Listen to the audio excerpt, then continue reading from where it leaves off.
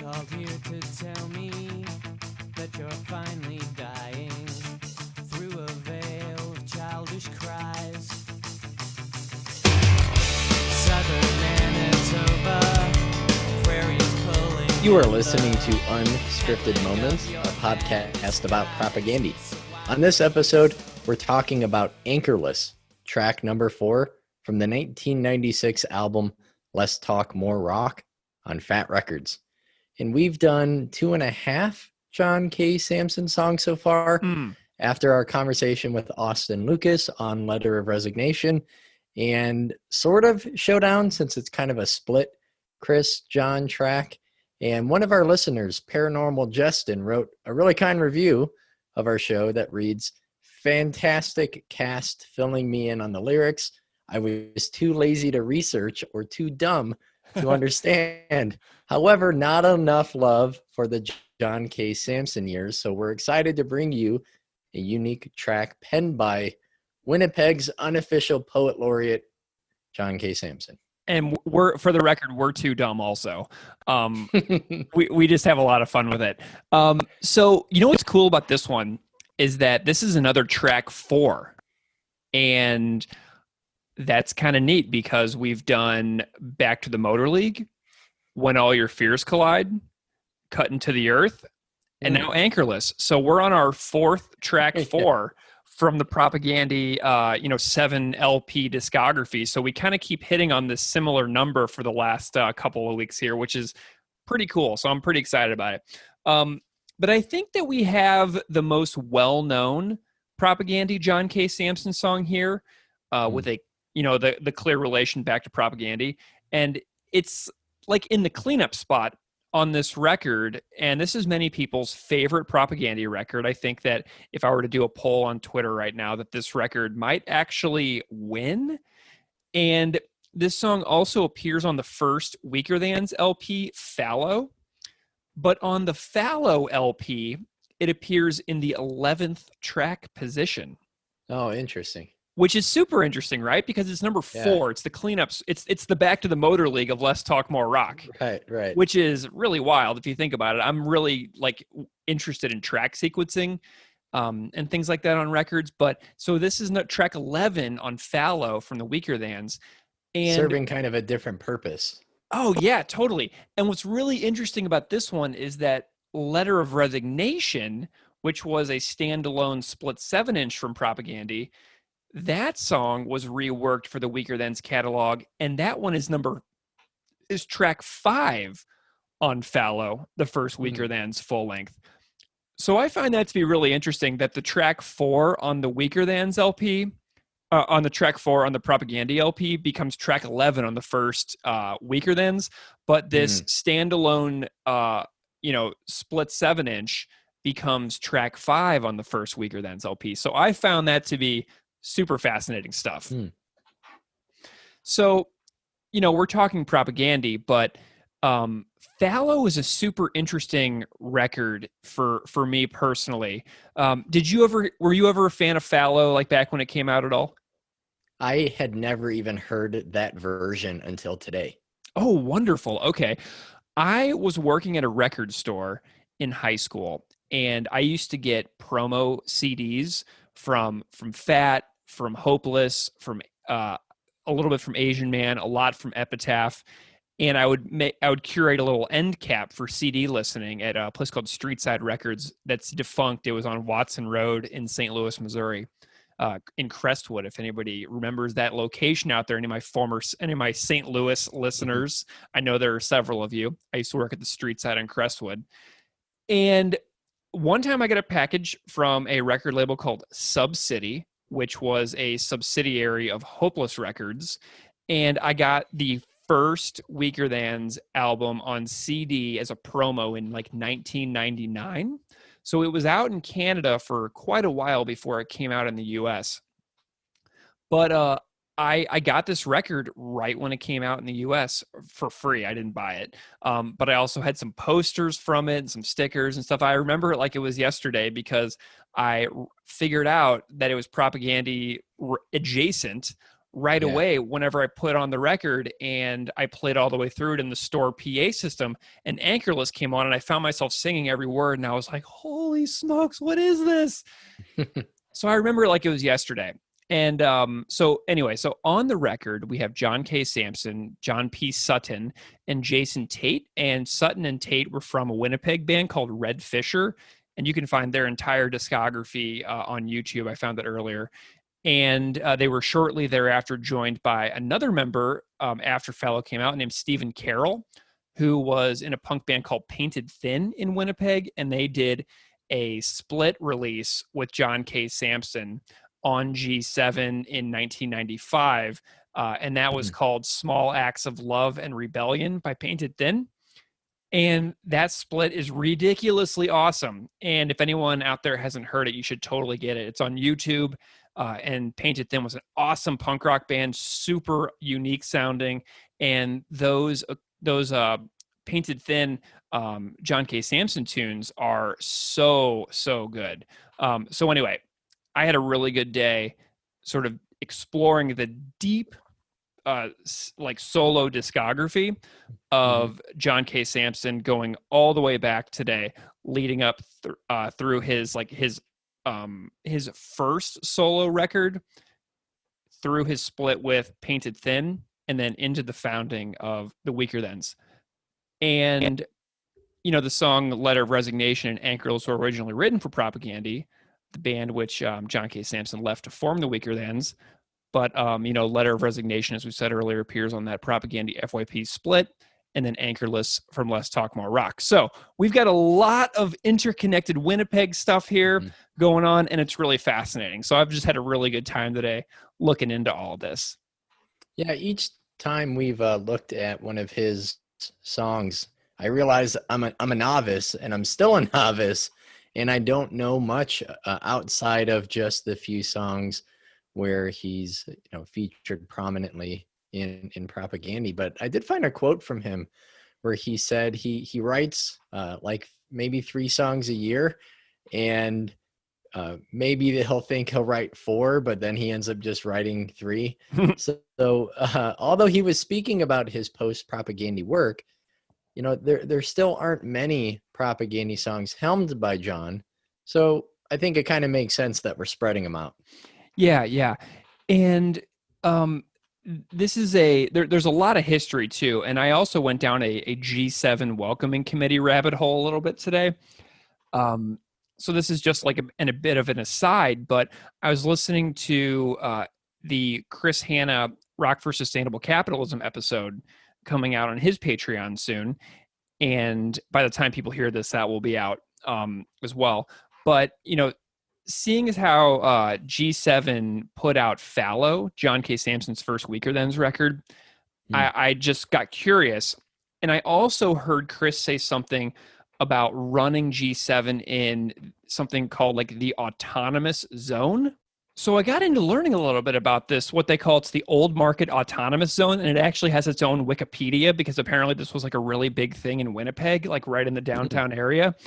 And this was founded in 1995, and it was like this collective of organizations and businesses, and it was founded by some Winnipeg activists named Paul and Sandra.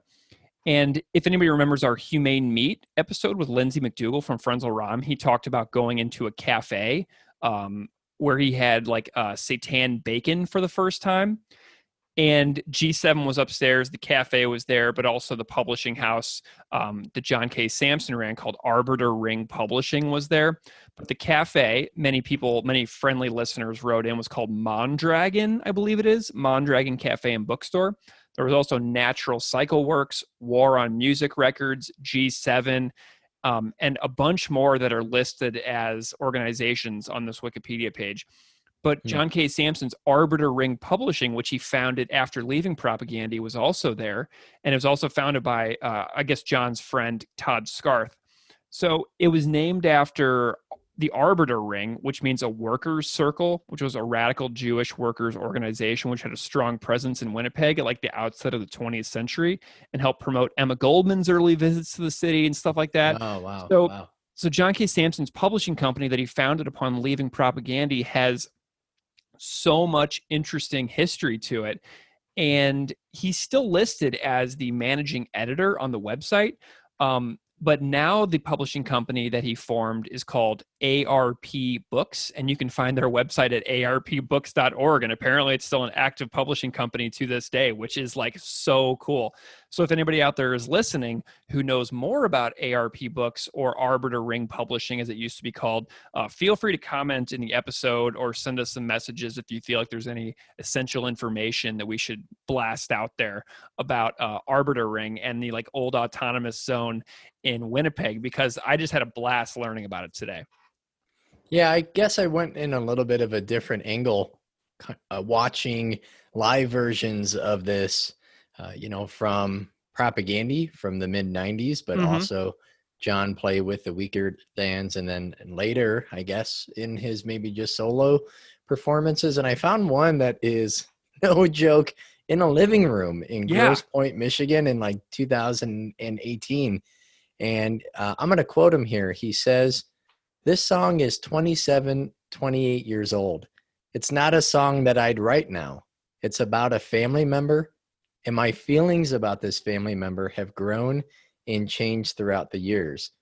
And I wish the 18-year-old me was a little bit more empathetic and understanding and wise, but we don't get to make those decisions for our past selves."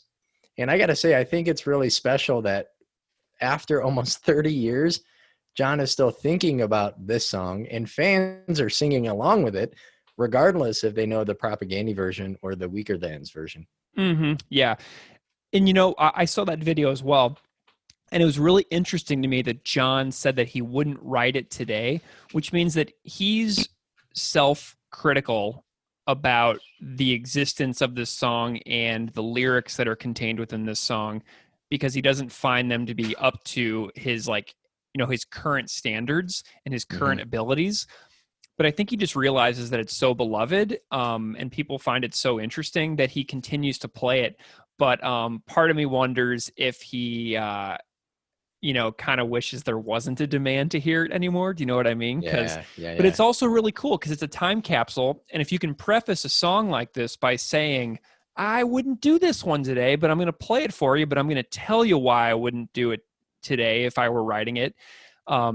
Which to me, I got to thinking, I wonder if there's a sequel for this song about the same family member buried somewhere in the Weaker Thans discography that I just haven't figured out yet. You know what I mean? Where he said what he wanted in a much better, more articulate way. That would be really intriguing to me. And today I also found out a little bit about the backstory for the name, the Weaker Thans. There's a couple different quotes that John gleaned the name of the band from. One origin story for the band's name is a line from the 1992 film The Lover, which says, "Go ahead, I'm weaker than you can possibly imagine," which is an awesome line. Yeah. And another one says the band's name may also refer to a Ralph Chaplin quote from Solidarity Forever, which says, "What force on earth can be weaker than the feeble strength of one?" Which totally reminds me of Cop Just Out of Frame. No weapon, no war machine, about the one person. So cool. I'm starting to put all these threads together as we're doing this show longer and longer.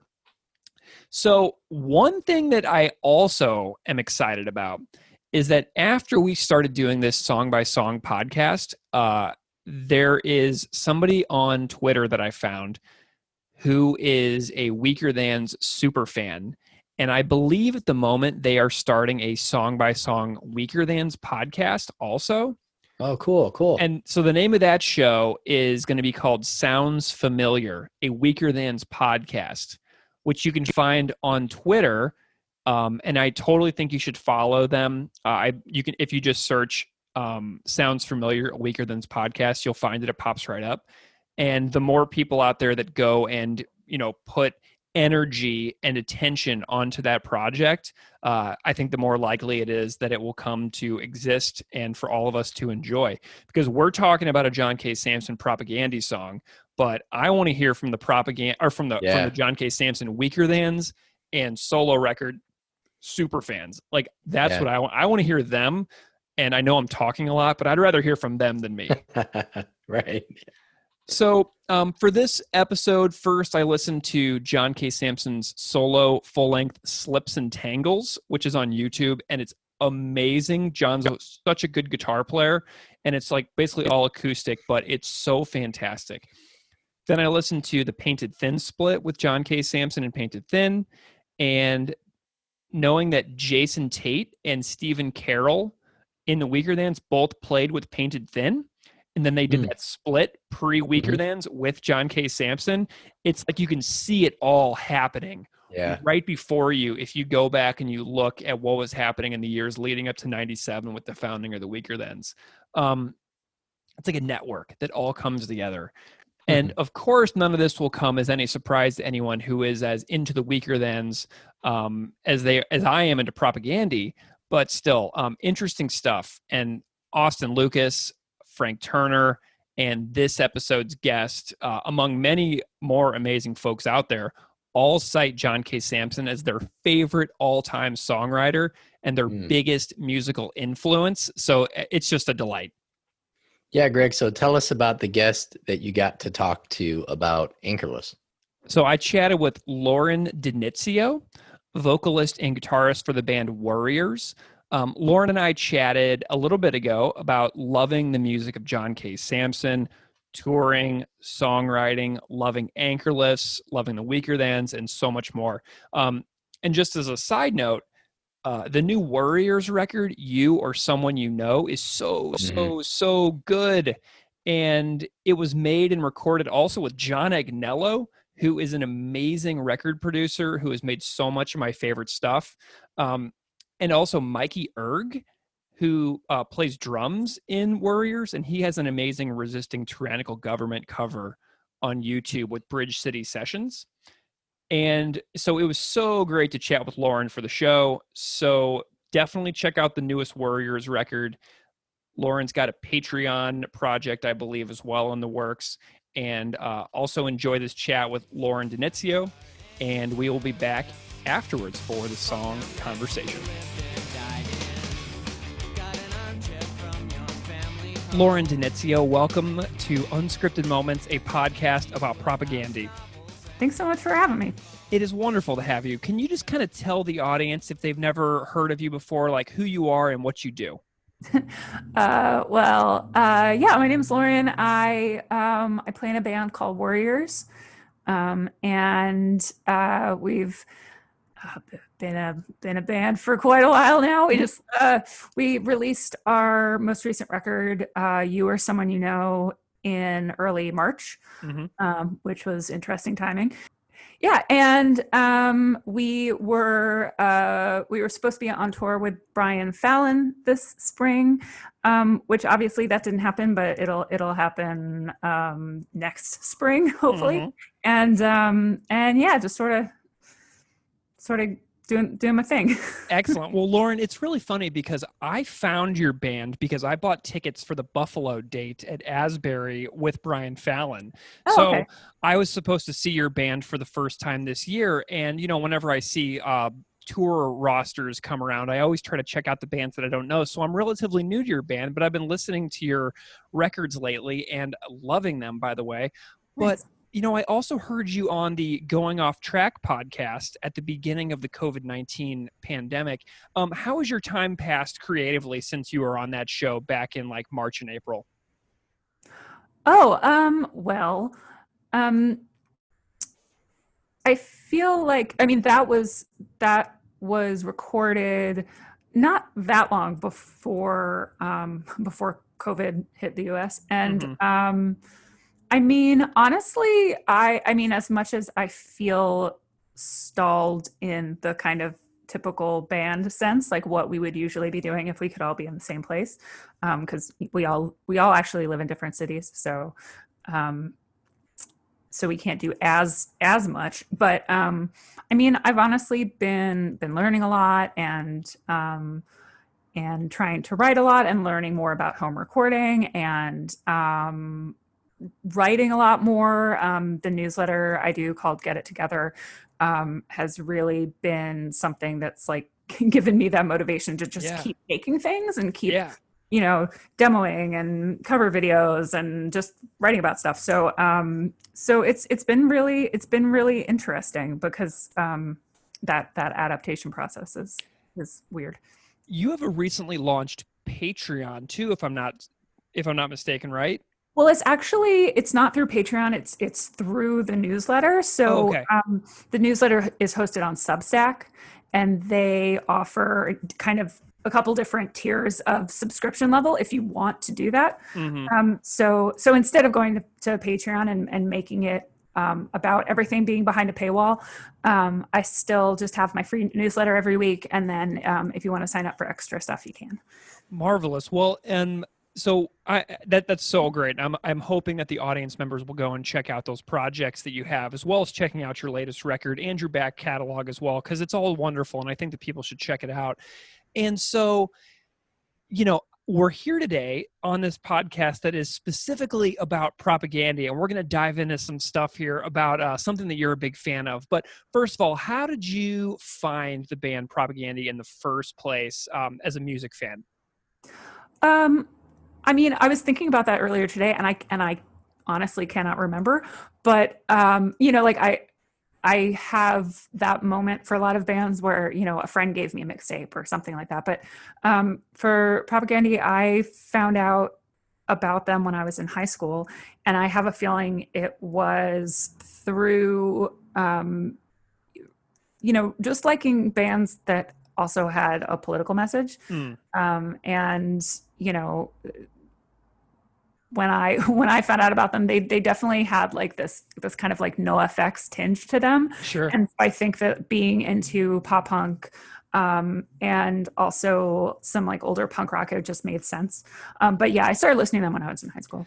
Did you like them right away, or were they kind of a grower for you? No, I think I really liked them right away, because I think the first record I listened to was How to Clean Everything. Nice. So that, I mean, that's just such a great record that I feel like you would either love it or just like not really like it. So yeah, I was instantly into them.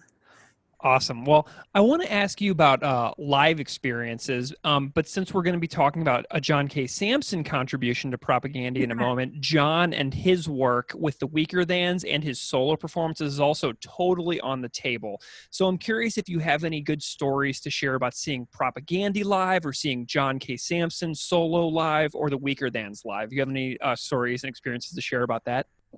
Well, I saw Propaganda all of once, unfortunately, at Best Friends Day a long time ago, and they were just amazing. And I've only seen the Weaker Thans once, also. I think at Bowery Ballroom, also a very long time ago. And but John K. Samson live, that Worriers as a duo, there was two of us, toured with John K. Samson and the Winter Wheat a few years ago, which was totally amazing. And I think like the story there that always stands out to me is that the very first show we played in, I hadn't seen John perform in years at that point, and we were getting our stuff out of the rental car. There were just two of us, there was two of us, and our bassist Nick came with us too. And we were getting our stuff out of the car, and nervous as fuck. And all of a sudden, a guy just comes up, stands next to the car, and is like, "Hey, can I help you carry anything?" And it was John. Yeah. And that's how we met. And obviously super nice. Everybody on the band, wonderful. We set up and everything. They're being very kind. And we start our set, and I look out into the crowd, and John is standing like 3 rows back directly in front of me. I'm like, what? Why? Like, as if I weren't nervous enough already. Hello. But it was so sweet. And his set, both playing by himself and with a full band of the Winter Wheat, was just so obviously this very thoughtful and it's like I want to say emotional because I'm lacking the right other descriptive word for it, but you know, just a really beautiful evening. And you know, I just can't.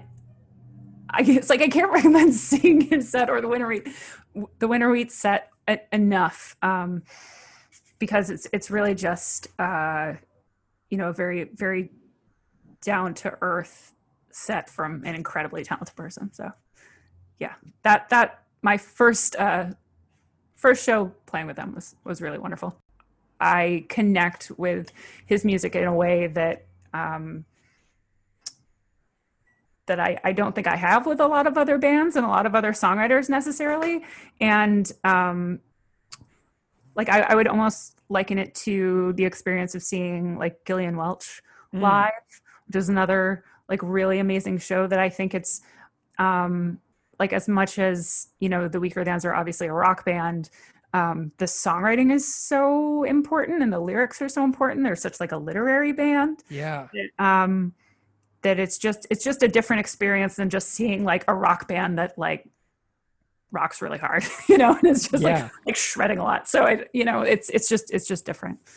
Awesome. Well, you know, right away when I got in touch with you about discussing the work of Propagandy, you said the song "Anchorless" from the album "Let's Talk More Rock." Like you had no doubts whatsoever about what you wanted to discuss.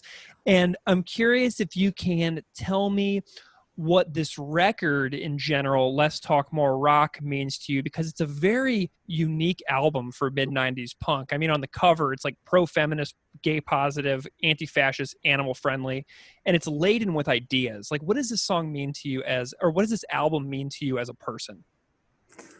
Well, I mean,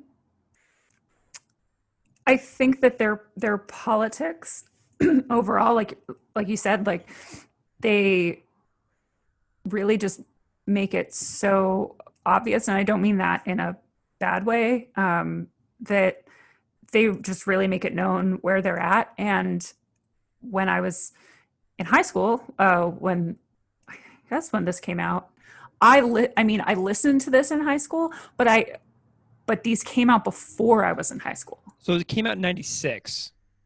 Yeah, so I was 13. Okay. It's like, so was I. We're the same age. Okay, cool. Awesome. But yeah, I'm thinking about like listening to it in high school, but I didn't listen to Let's Talk More Rock after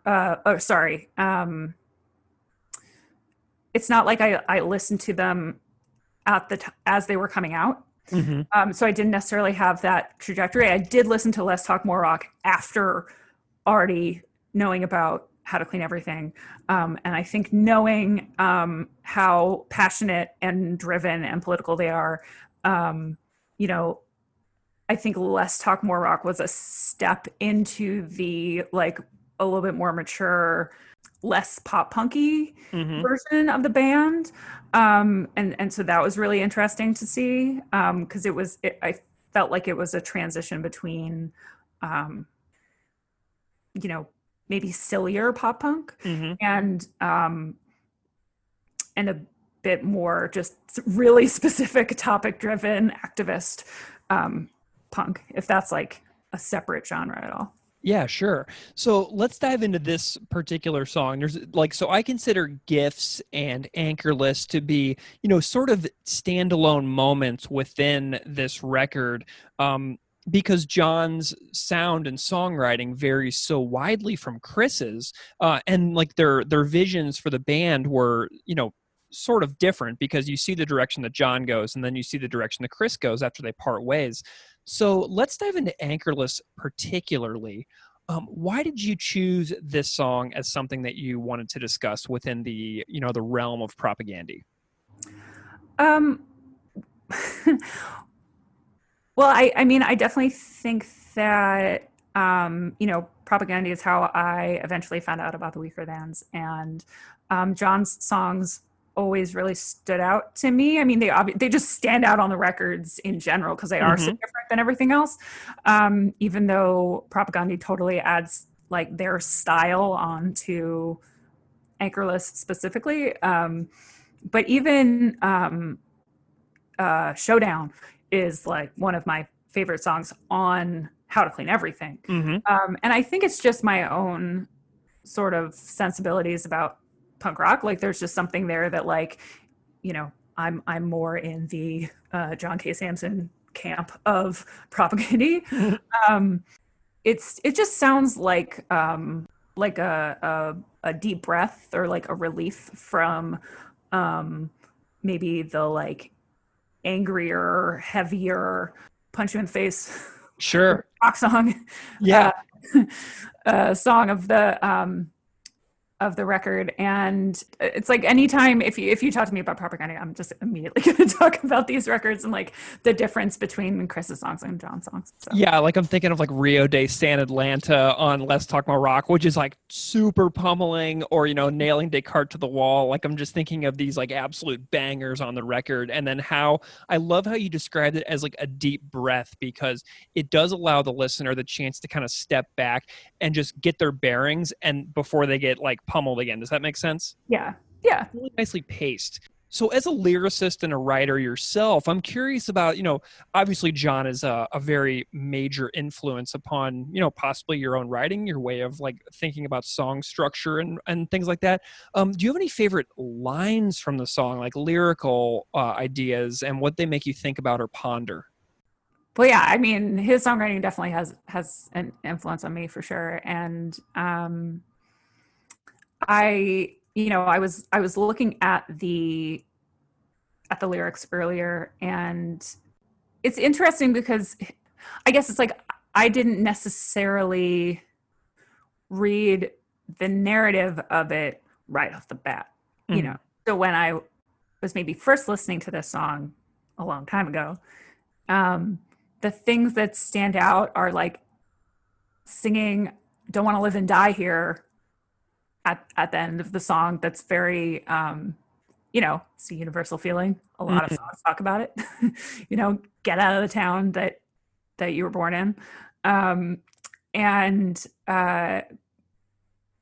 then the rest of the song, I want to say it's about someone's father or just someone's parent. I feel like there are maybe other lines that are more my favorite, but outside of Anchorless. But yeah, just like a boat abandoned in some backyard.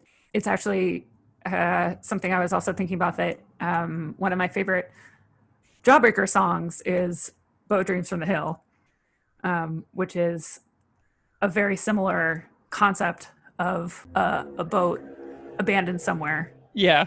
Wanting something more from life. And so, yeah, it's interesting how it just kind of implants itself into your subconscious in a way. Like, Heck yeah.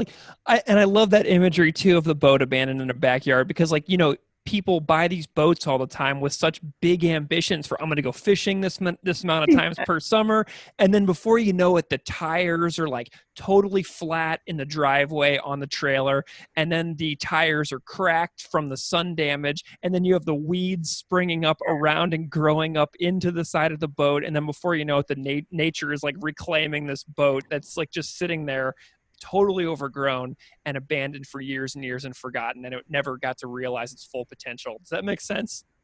Yeah, no, I mean, that's definitely the kind of imagery that they're talking about here. I love it.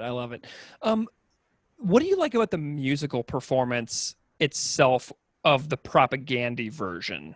I mean, I think it sounds, it's like I can picture how that went.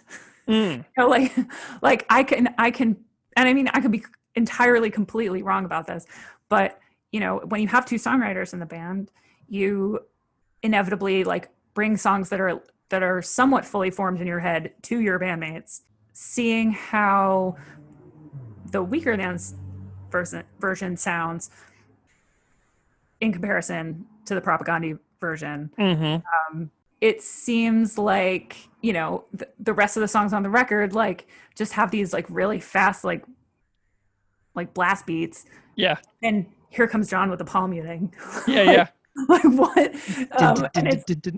Yeah, well, and it's I think it's like what happens when Propaganda does a version of a Weaker Than song, almost. Ooh, interesting. See that happening, and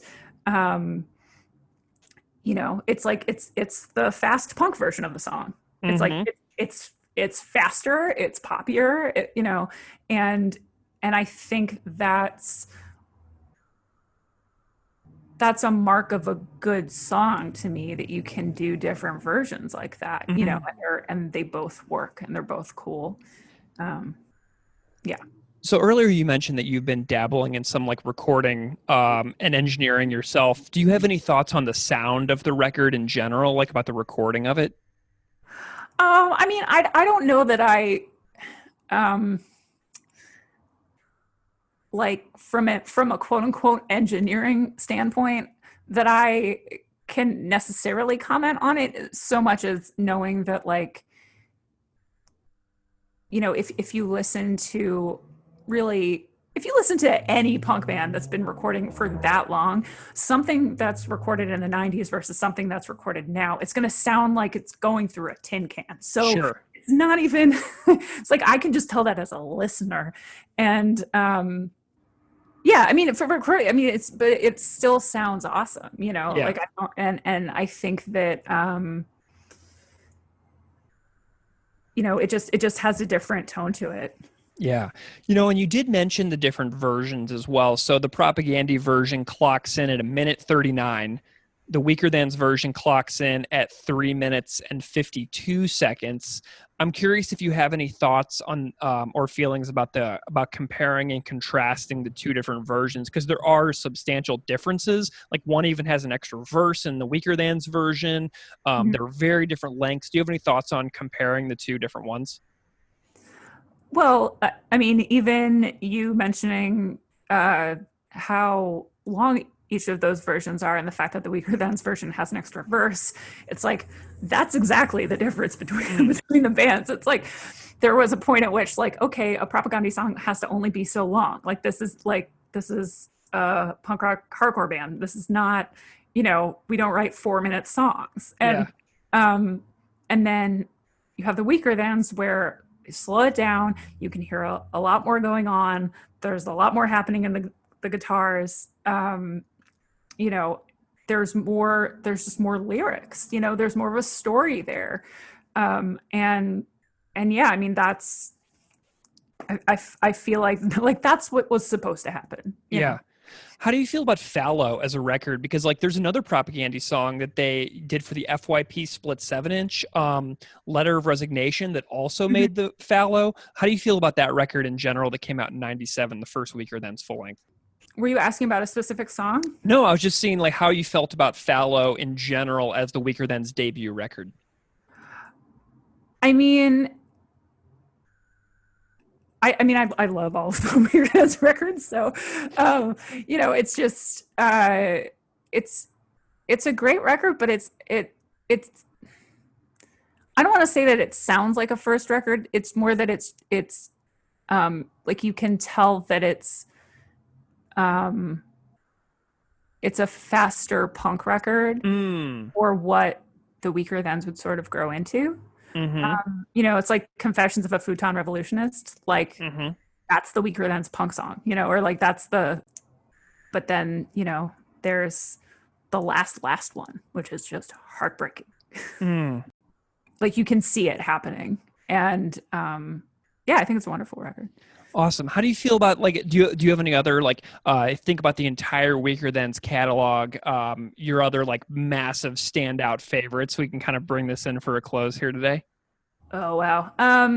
So many favorites. I don't know. Because John is such an interesting writer. Has so many amazing songs, and I was just, as a massive fan, I'm just curious where you stand on the rest of the discography. I know you love them, but some of your favorites. Yeah, I mean, I really love Reconstruction Site, like Our Retired Explorer and One Great City. Like, if people covered the Weaker Thans, like, I've just heard so many people, myself included, try to cover One Great City, again, because it's about, like, loving and hating the town that you're from. it's hard to, in any concise manner, put into words like favorite moments of the Weaker Thans, because they are a band where the songs have such a narrative to them. Yeah. That it's because it's less about like that one riff I really like, Yeah. and about what, like, where you were when you first heard these songs. Oh yeah, I wonder if the landlord has fixed the crack that I stared at instead of staring back at you. Just like little moments like that I feel like so many of us can identify with, that are just so observant and beautiful, that I think that, bringing that attention to lyric writing is like, you can't often fit that into a 2-minute punk rock song. Yeah. How did you, I know that you recently did an adaptation of Weaker Than song with some friends, right? Oh, yeah. Uh-huh. Tell me about that process. What was that like, sort of channeling that energy? Well, it was a cover that some friends of mine wanted to do, and they asked me just to sing on it. So it was myself and Jeff Rosenstock and folks who also play in Jeff Rosenstock and Pup and Bomb the Music Industry, and they were going to do a cover of Time's Arrow, and I was asked to sing on it, and it was really fun to basically have someone like deliver a Weaker Than's karaoke track for me to just sing over. So that was really, it was really fun. What I painfully realized was that John's voice is a lot lower than you might think it is, and so I had to sing it an octave up. It was really weird. It took a lot of finagling to do like my version of it. Awesome. Well, Lauren, I'm really grateful to you for your participation in Unscripted Moments, a podcast for Propaganda, talking about one of your favorite songwriters ever, John K. Sampson. Where can people find you if they want to know more about your work?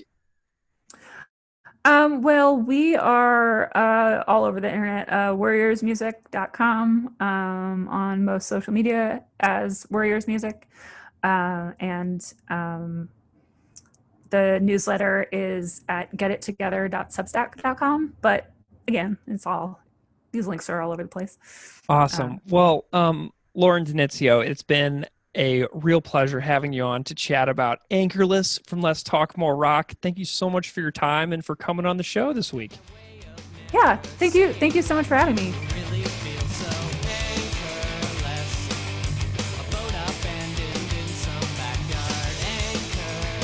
All right, that was my chat with Lauren Denitzio from Worriers. Keith, what did you think about that?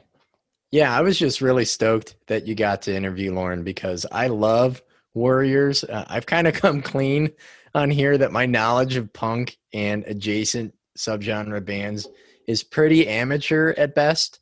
But Worriers is a band that caught my ear. My friend Tracy was playing them at a coffee shop here in Northwest Indiana called Grindhouse. And for me to actually stop and ask someone, hey, what is this you're listening to? Kind of says something. And I've really loved them ever since, she's like, oh yeah, this is Worriers. You got to check them out. And I did. And I really, really like them. And Lauren's comments as a super fan, since I'm not, I think is helping me see some things that maybe I've missed or things to keep in mind as I listen again with new ears. Awesome.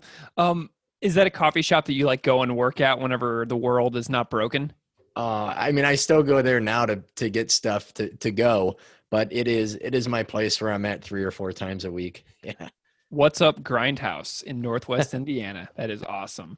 So do you want to chat about the music to start? I think that we'll have more to say about the lyrics. So do you want to go ahead and talk about the music first? Yeah, especially the kick snare, right? It starts off, it's so recognizable. Boop-bop. Yeah. Yeah, the kick snare into the beginning is super recognizable, obviously. My first thing I notice about the Propaganda version is the drum intro, of course. Mm-hmm.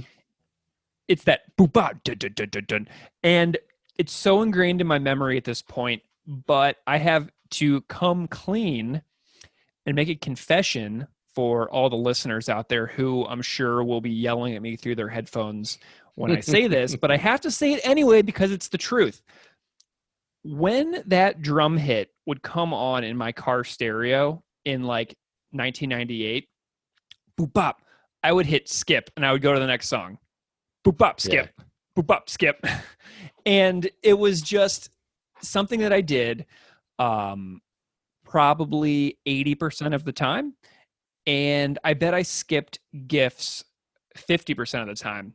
And I like GIFs a little bit more than Anchorless because of what John K. Samson says in that 2018 video that you mentioned earlier, where he feels like maybe he wasn't as empathetic.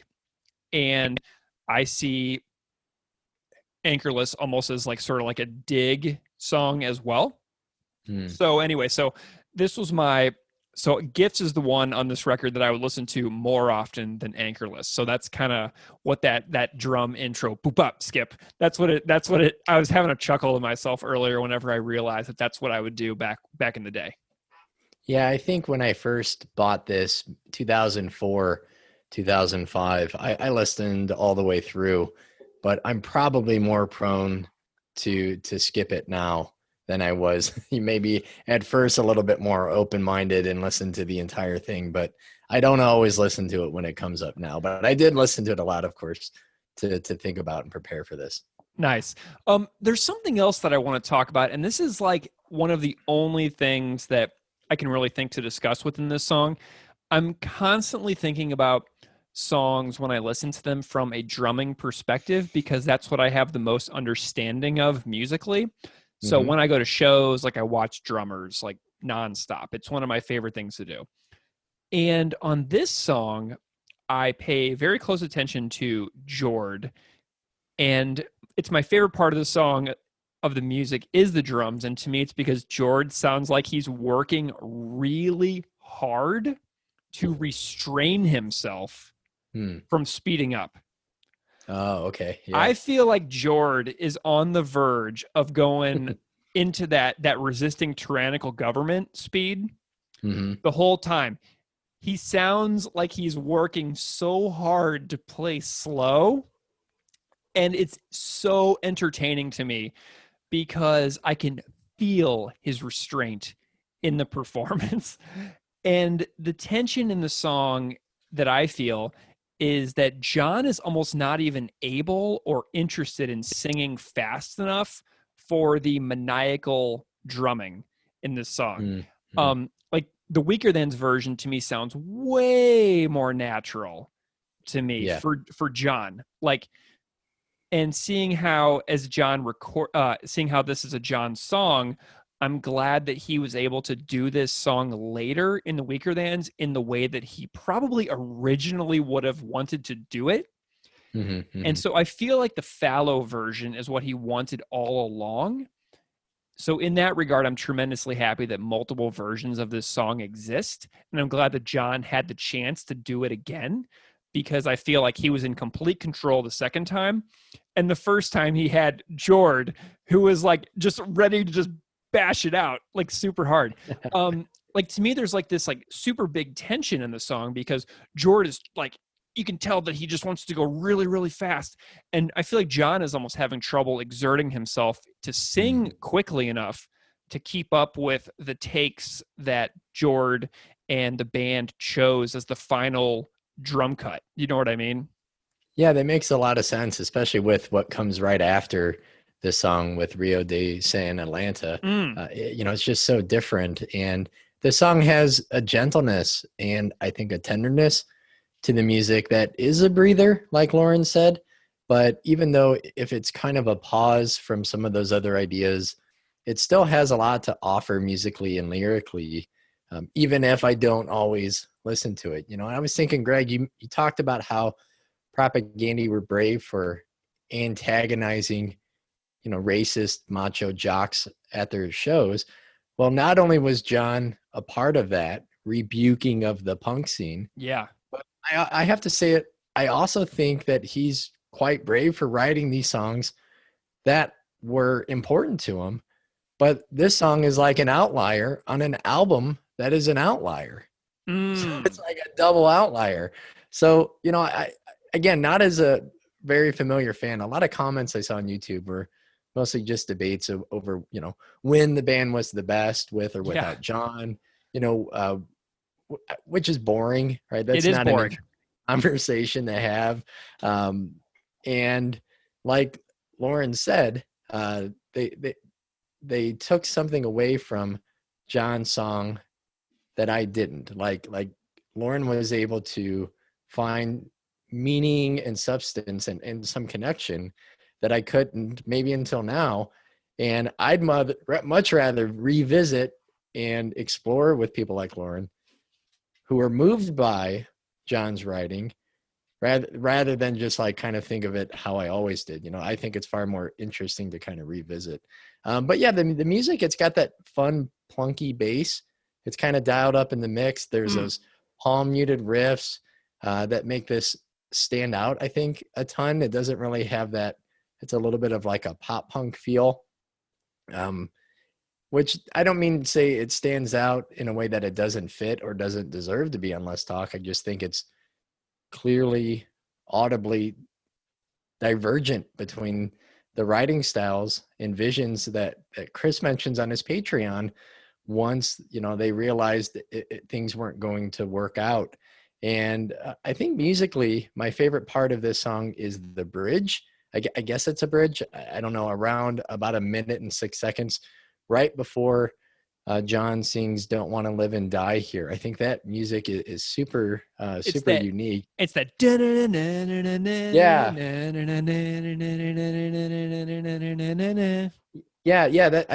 that's super catchy and simple but fun. And then so I went and listened to the Weaker Thans version, and I don't think I would have been able to recognize it if there weren't vocals, like recognizing the lyrics. And I think the reverb adds a lot of interesting atmosphere and tone to the song. I think the bridge on that version is even better. It's far more unique toward the end. And, John mentions that this song is like actually supposed to be hopeful. And I think you can hear that in the Weaker Thans version more so than maybe like a cynical punk version. So Lauren was right. John needs a little bit more space and lines to add to his narratives, as the additional lyrics, I think, make the Weaker Thans version more complete, where he says, "Grocery lists and carbon copied letters offer silence for my small demands." And that was just like, wow, that the little things left behind from people that we've lost. I think that like almost like the routines that are now gone. That really small detail really stood out. And what's so crazy is the difference. And so we're gonna go into the lyrics now, but that it's like 3 extra lines. Yeah. You know what I mean? And the power of those 3 extra lines in the Weaker Thans version, it's really surreal. And I think the Propaganda version is under 2 minutes, and I think that the Weaker Thans version is almost 4 minutes. And so John really had time and space to stretch out in this version and to really lay into what he wanted. So yeah, the Propaganda version is 1:39, and the Weaker Thans version is 3 minutes and 52 seconds. I mean, that's a tremendous difference. And with only one extra lyric, essentially, that you just said, that's really the only major difference in the song. But the atmosphere is completely different. And, I feel like there's less tension between and more of a natural feeling in the Weaker Thans version than in the Propaganda version, where I feel like the vocals, the singing speed is at odds with the drumming. Like, I feel like it doesn't mesh well in a way that it does on the Weaker Thans version, which, is totally fine. That's totally a listener preference. I'm not saying I'm right. Right. Some people out there may think that the Weaker Thans version stinks and the Propaganda version is a perfect song. I'm not really sure. I'm not an authority on the matter, but it's still just really interesting. So let's dive into the lyrics. Tell me about your take on the first line. Yeah, they called here to tell me that you're finally dying through a veil of childish cries. I mean, that is something that we all share, something we all have in common. Greg, you said a while back on an episode that, death is the most normal thing about life, right? And Yeah. we've all gotten those phone calls and heard family members who were supposed to act as like the bulwarks against pain and doubt, and like weakness. And, they're supposed to kind of hold those things back. And a line from a book I read with my students comes to mind. It says, I think all of us are always 5 years old in the presence and absence of our parents. And just kind of thinking of, my dad calling me to tell me when his dad died, or, the loss of other family members, and seeing people who don't show emotion, right, kind of break down, and they can't even really get through a sentence. You see people in a different way when these events inevitably creep into our lives. Mm. Yeah, and back on that last Will and Testament episode, which I think is where I said that, I went deep on death on that one, but they called here to tell me that you're finally dying. I got a phone call exactly like that when I was at Bonnaroo Music Festival in 2011. And I think that I was seeing like NoFX and Against Me and My Morning Jacket and Neil Young, but so many other bands at the Bonnaroo Festival. But there was like a lack of cell phone service, and I got a voicemail that my grandma had died while I was in Tennessee at a music festival. And I mean, that was just it. And so I was like in the middle of a field surrounded by 100,000 people. And I got this voicemail between like bands or something that this had happened. And so, I've had that phone call, and I got that phone call over the summer when my 16-year-old dog, who had surgery, went into cardiac arrest, and they called me and asked us if we wanted to do CPR on him until we were able to get there. And we're like, no, man, he's suffering. It's his time. It's tragic. And yeah, I wanted to keep him forever. But, those phone calls, man, like that's something that I think ties together the human experience for probably every person listening to this. It's an important feeling. But then it goes into southern Manitoba prairies pulling at the pant leg of your baddest guys. And I don't have much to say about that line, except for the fact that it reminds me of the time that I spent in rural Saskatchewan. And I always felt like such a faker when I lived there. So I was living in rural Saskatchewan, and I was the American guy that people in the bar would try to get drunk. And like one time I was in a bar, I think on New Year's up there, and people were just, hey, American guy, and they were giving me beers. And apparently they were trying to butter me up so they could take me out in the parking lot and like beat me up. And it was like minus 30 outside. And so when I was there, I felt like I was wearing a disguise. And so when John K. Sampson says southern Manitoba prairie, I'm thinking of southern Saskatchewan prairie, even though Saskatoon is like super far north, but it's not nearly as far north as this other place I was. But I always felt like such a faker when I lived there. And I think about the places that we go where we're never really accepted and we'll never really belong. No matter how much time you spend there, you'll always be the outsider. You know what I mean?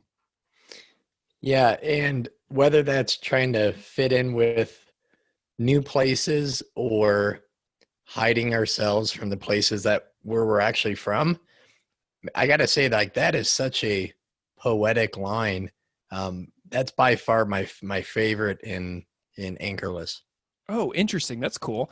So I know that you have some thoughts as well, probably on the items that are listed in these lyrics. Do you want to get into that, or do you want to talk more about the Southern Manitoba Prairie? No, let's do it. All right. So we have this line in the song says, got an armchair from your family home, got your PG Woodhouse novels and your telephone, got your plates and stainless steel, got that way of never saying what you really feel. I have so many personal connections to these couple of lines that I'm going to offer you the chance to talk first on this particular lyric, because I've got like so many stories that I could go into, and I want to hear what you have to say first. Yeah, I couldn't help but think of, I did the same thing. Whatever I had inherited from family members, my grandma's pink recliner, which I have sitting next to a bookshelf right now, a crock pot, which I still use to make sauerkraut, a blue china set, which is in a box in a closet somewhere, kind of wrapped up, a car from my grandfather.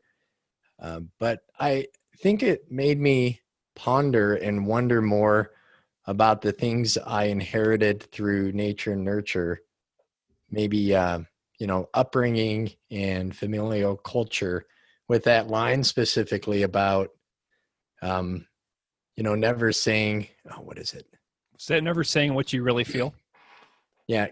Got that way of never saying what you really feel, and that really made me think about what I have in me from my family that I didn't really get to choose. It makes me question of how much of a tendency to abuse and manipulate others is in me. The penchant for painting oneself as a constant victim, the predisposition toward substance abuse or emotional and intellectual deficiencies. Like, I don't think much about the pink recliner. It's in my living room and I use it. But over the past 5 or 6 years, I've kind of really hyper focused on those other things that maybe I've noticed in myself that I've gotten from family, but of course, like, received from them through genes or through upbringing. Yeah, the tendencies that we carry with us. Mm-hmm. Like I have these like facial expressions that I do that are 100% my dad when he's super excited about something. And I do it all the time. And I know that listeners can't see it, but I'm going to do it for you. And then you can describe to the audience what you're seeing. Are you ready? Ready.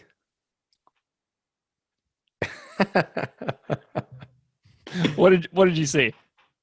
It was you completely hiding your teeth with a wide mouth, eyebrows completely up and furled, eyes wide, and just kind of like a cartoonish look of shock. Yeah, I'll exactly. Yeah. And so if you were to put me and my dad next to each other, like watching like, National Lampoon's Christmas Vacation or something together, and you took a picture of us doing that facial expression at the same time, you would be like, oh my God, that is crazy. So that's one of the things that I would inherit for sure. And I was looking around my house today for items that I got from other people who are no longer with us. And I also have a leather recliner from my grandmother who died while I was at Bonnaroo. I have a little TV, and I have some cutlery that I took out of my grandparents' kitchen after my grandfather died. And I talked about that experience in last Will and Testament episode. Mm-hmm. But these cutlery are so old that on the blade where it says, made in whatever, it says made in Siam, which is now Thailand. Yeah. So I have cutlery that is made in a country that doesn't even exist anymore. And I took it out of my grandparents' kitchen when my grandpa died. And I also have these incredible beer steins from my great uncle, who is buried in Arlington National Cemetery and who worked in several White Houses in the Department of Defense, and was a super important guy. Like, I have a personal letter to him signed by John F. Kennedy when he was president. And it's really wild stuff. The stuff this guy did in his life. I remember asking him when I was a kid, So what do you do in the government? He said, you don't want to know. And I was like, oh God. But anyway, so I had these beer steins that he gave my grandpa that were made in West Germany. And on the bottom, there's like a clay stamp in the bottom of the beer stein that says made in West Germany. And they're absolutely amazing. If people ever follow us on Twitter or whatever, and they see when I post records, they may see like the edges of these beer steins because I keep them by my turntable. So the next, and I also have some plates from my grandparents' house that were made in the 1950s and aren't microwave safe. And so if you put some food on these plates and you stick it in the microwave and then you pull it out of the microwave, the plate is like fire. It's like holding a piece of clay that is on fire in your hands. And it's the most insane feeling I've ever felt. And it took like 10 minutes for this plate to cool down. But every time one of those plates breaks, I think I used to have 10, and I think I have 5 left. And so every time one of those plates breaks, I'm like, there's one less piece. It's like a slow wearing out of this this tangible connection I had to these people who aren't here anymore. But fading photograph from Back to the Future. Totally, man. I also have a thought about the Woodhouse line. The Woodhouse line reminds me of the importance of how influential certain texts are at certain points in our lives. I read a Woodhouse novel or two when I lived in the UK in 2010.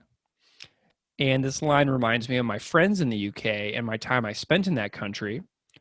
And something I always do when I find myself in like a new home at a party or visiting or whatever is if there's a bookshelf, like in a living room or a lounge or something, I'll have a peek on the bookshelf and I'll see what there is. And my best friends in the UK are a married couple that I worked with at a school that I taught in. And she has this unbelievable collector's edition version of every P.G. Woodhouse novel that was ever released.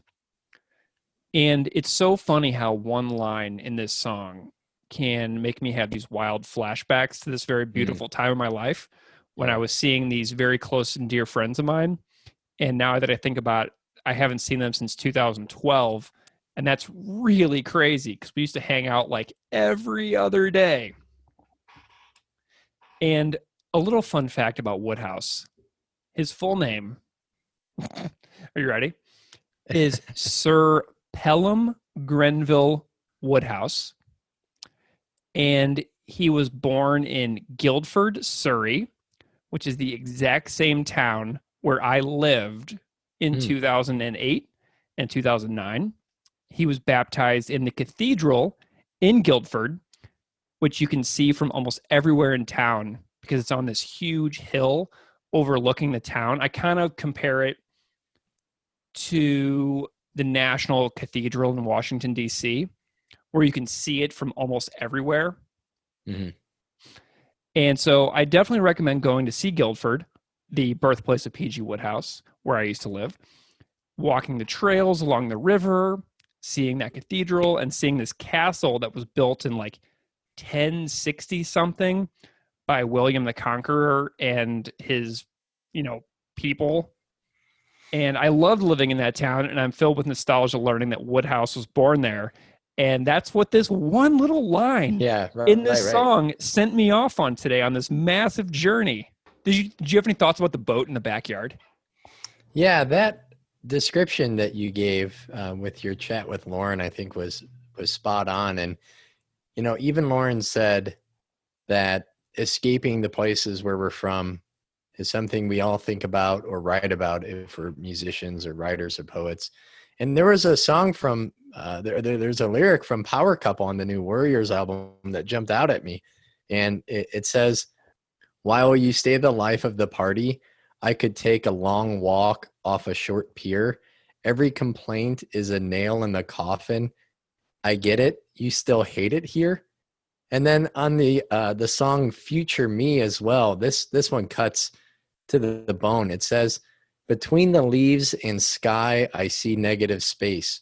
When I followed some directions past your old place, like a friend you can't forgive, but then forget, but then forgot. Your house is on your neighborhood's next top parking lot. When I leave, you'll never notice, but I relive those years like phantom limbs. Your indecision, a lack of empathy. I should have left. I should have settled for lonely. Like, man, that just goes to show why Lauren gravitated to John's writing so much. Like this equal parts of sadness and strength, I think. And, again, your description of the metaphor, the boat is like a metaphor for our unfulfilled plans, really nailed it. I mean, I could see the broken down trailers and decaying vehicles, maybe once meant to be a project, but now a burden, and how maybe work or family or economic troubles steer us away from the plans that we make. And it doesn't have to be a vehicle. It could be unused gym memberships or guitars with grimy and rusty strings, new paint sets that are never used for art projects. And there clearly seems to be like this resentment toward the hometown. And we all relate to that too. I mean, I remember coming back to my hometown, Maryville, Indiana, after being away at school, studying to be a teacher, and having a little bit of that, like, I'm bigger than this town sort of feel, because it seemed to lack the energy and the atmosphere of engagement and education of living in a college town. I mean, just the constant buzz of something unique happening, pretty much always just a 20-minute walk away. I mean, it was my first taste of culture shock in a positive way, going there, but then coming back and having to get in my car to do anything. And mostly it was just consumer culture. It never really seemed to be any activities to be involved in, to learn more, to do better and to be better. So it took a while to kind of seek that out in my hometown, and to find those places that I didn't know about in my childhood that I thought were exclusive to places like Bloomington, where I went to school, and to find the people who I'd want to share those experiences and places with. And kind of related to that, I got to say, I felt deflated when I got home from my Peace Corps service. So I was working at a daycare center. Imagine me with a group of kindergartners by myself in a. It was like the best / worst Will Ferrell movie you could think of. I went from living in a foreign country doing something unique and exotic that none of my friends or family had ever done anything like that before, surrounded by really smart, incredibly passionate people with just a ton of drive for 2 years. And now my students are like, wait, you used to live and teach overseas and now you work here? Like kind of implying like, well, you kind of peaked in your early 20s, huh? So I get that feeling sometimes that, being trapped, feeling trapped, especially when you compare yourselves to others, it could really eat away at your self-esteem. But so yeah, I definitely see that as kind of crucial in understanding the song. Yeah, well, dude, it's really funny. So many of my students back in Columbia, Missouri said, like, whoa, you lived in Mexico and Hawaii and England and Canada. And I'm like, yeah, I did. And they're like, and now you're in Columbia, Missouri? And I was like, yeah, I love Columbia, Missouri. And they're like, right. Dude, you were in London. Yeah. So I know that feeling very well. I love this line about the boat. And I know I talked about it in the interview with Lauren, but like, can you imagine how many people have said, I'm going to buy a boat? And then they drive it 5 times, and then they realize the effort that it takes to maintain it, to move it around, to put it in and out of the water at a launch site. And then before you know it, the boat is parked with a tarp wrapped over it. The tires then get flat. Rust spots appear on the trailer. Then the tires crack, like the rubber and the material literally cracks and decomposes. And like, the best part is when a tree or two starts growing up from under the boat through the trailer and then over the boat itself, which I've seen personally. Like in my old neighborhood back in Columbia, Missouri, there was a boat I walked past every day with my now deceased little dog Duffy. And there was this sailboat that was parked there for the entire duration of the 6 or so years that I lived in that house. I remember it like it was yesterday. I haven't seen that boat in over 2 years at this point. And if anybody out there is listening to this and you have a boat in your garage or backyard that hasn't left in a while, you should seriously just give it away. Like, don't even try to sell it. Just give it away. Put an ad up for it on Facebook Marketplace or whatever, and just have somebody take it, cracked tires and all. Because it's like the relief that you may feel at having it gone might open you up to like a happiness and a sense of freedom that maybe you haven't had in a while. So, being able to move through a garage that a boat has been sitting in for 9 years might open you up a little bit. You know what I mean? Yeah. Yeah. And you talked a lot about like the small town thing, and the line in the small town that you lived and died in. And I have super conflicted thoughts about this particular lyric, because I did escape my hometown to a great degree on many, many occasions. Like, I remember living in the UK, coming back for like a Christmas or winter New Year's holiday, and winding up at this bar called Hot Shots in Fenton, Missouri, and going in there and seeing 50 people from my high school graduating class from 4 years earlier hanging out at Hot Shots, playing pool, eating hot wings, drinking beer, whatever. And they would all be like, "Whoa, haven't seen you in forever." And they're like, "What do you do?" I was like, "Oh, I'm a teacher." Like, "Oh, where do you teach?" Like, thinking that I'm like nearby. Like, "Oh, I teach in London, England." And they're like, "What?" Yeah. And so, the road appears open, but the opportunities are not equal for traveling down that road. Right. So living and dying in a hometown does not equal a bad life to me. I've been so tremendously fortunate to be able to go and have a lot of cool adventures, but I'm so lucky. And John wrote this song when he was like a teenager, which he talked about in that 2018 Grosse Pointe, Michigan video.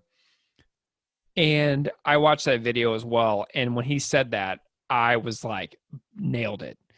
Because like I said, the opportunity is not equally distributed for who gets to leave and who stays. So, that's kind of how I feel about that line, about the small town thing.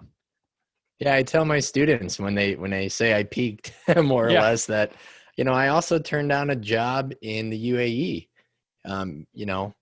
Sure, that sounds cooler than Highland, Indiana, but Highland, Indiana has my closest friends, and it has my grandma, and it has, family members. And, I didn't want to, it's easy to think like because it's different and because it's exotic and because it's somewhere else, that therefore it's better.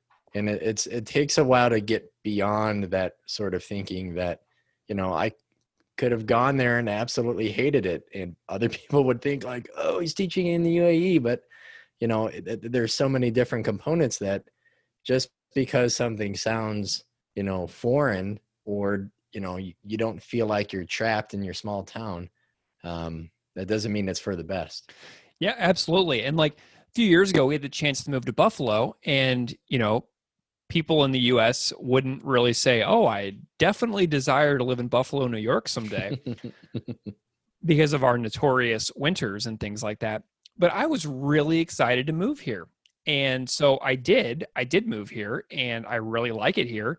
But there's a lot of times where I, have desperate feelings of missing certain people.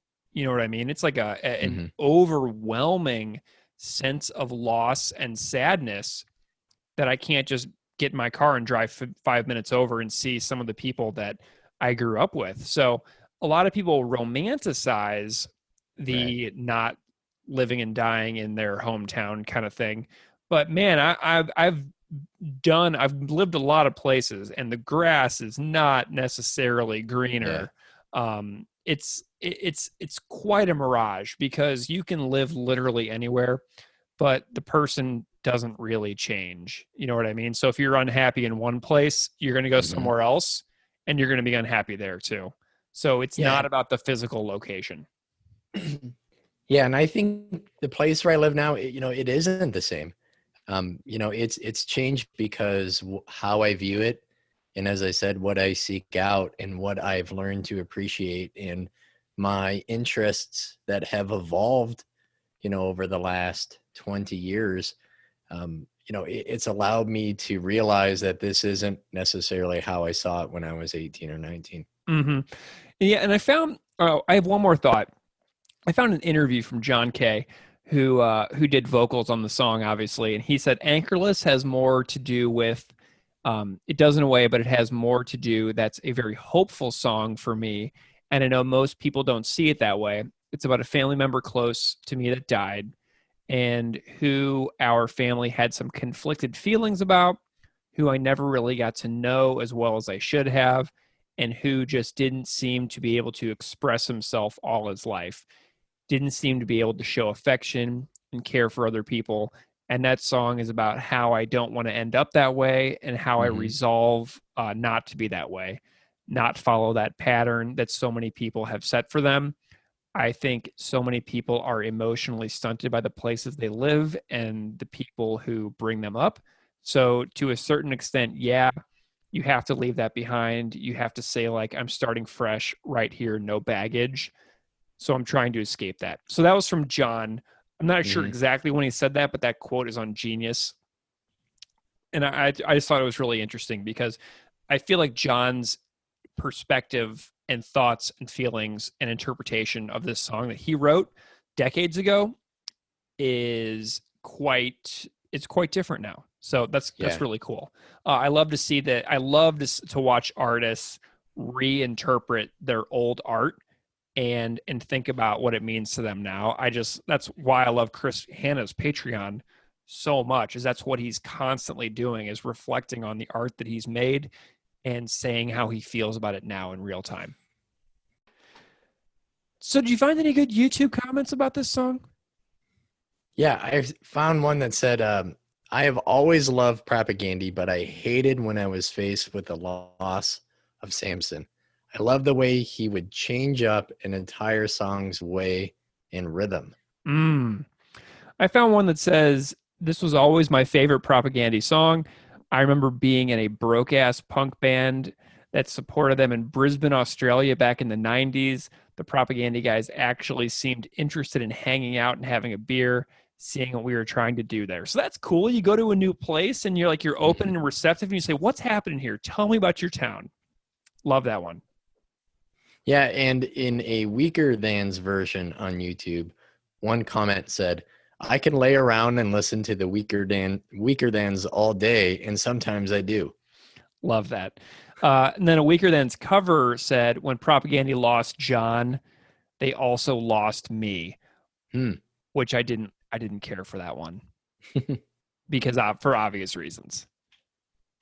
So what do you kind of like learn and take away from the song as like a total package?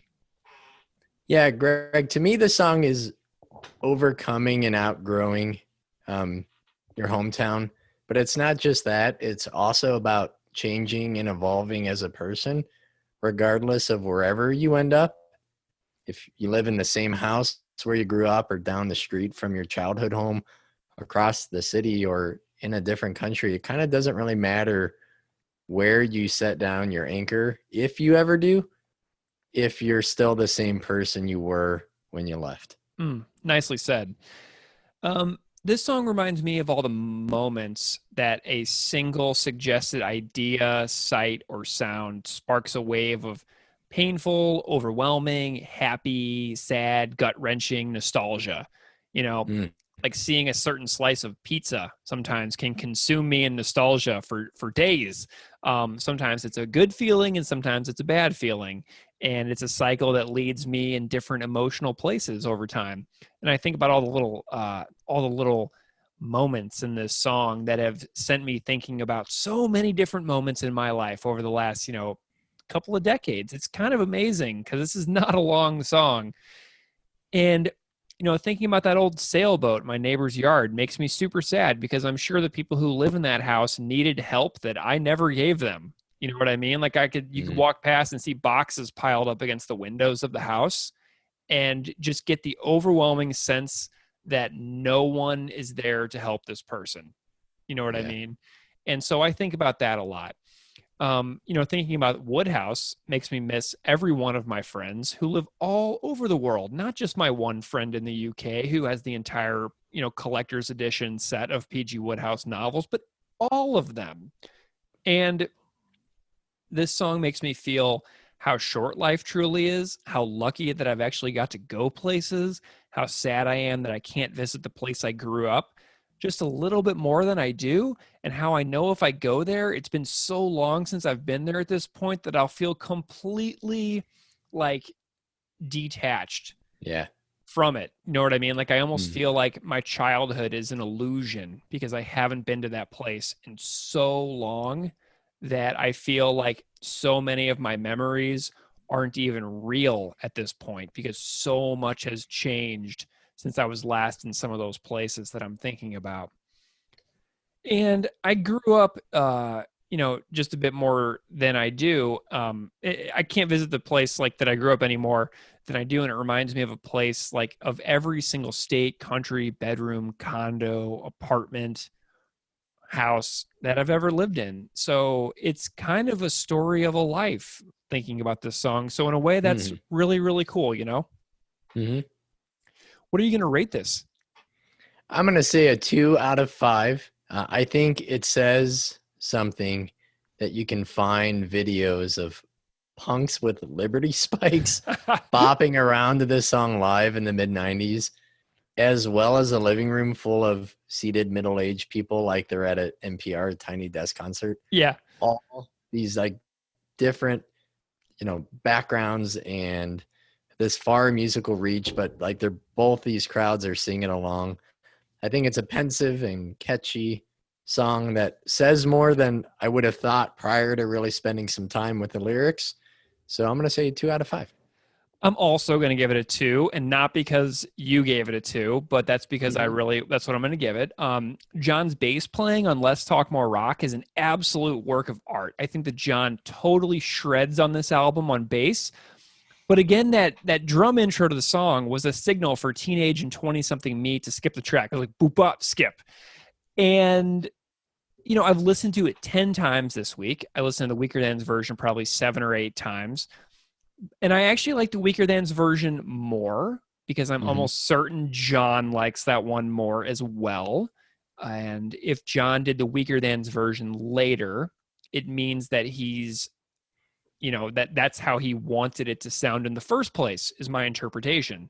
So I've seen John play this song, recently in that video, but he has written so many songs in the years since this came out that are light years better than this song on all of the Weaker Thans records that I bet John might rank this one slightly lower than a 2 himself. I think that I just get the impression that John has some reservations about this song and that it lives on because of the nostalgia of the fans and not necessarily because John thinks it's like a totally amazing song in his canon, because he's got so many. So anyway, those are my thoughts. Anything else, Keith? Yeah, no. All right. Well, that is our episode on Anchorless from Let's Talk More Rock and Weaker Than's Fallow. I had a really good time chatting with you this evening. I feel like I really needed a nice social engagement tonight. And so if you want to follow us, you can find us on Propagandy at PropagandyPod on Twitter and Instagram, where we're very responsive. You can email us at propagandypod@gmail.com. I cannot stress enough that Worriers is a fantastic band, and you should definitely check out their records. They're wonderful. Thanks again to Lauren Denitzio for spending some time with me to talk about loving John K. Sampson's work. Great conversation, fantastic time. Check out the Worriers records, and we will see you next time.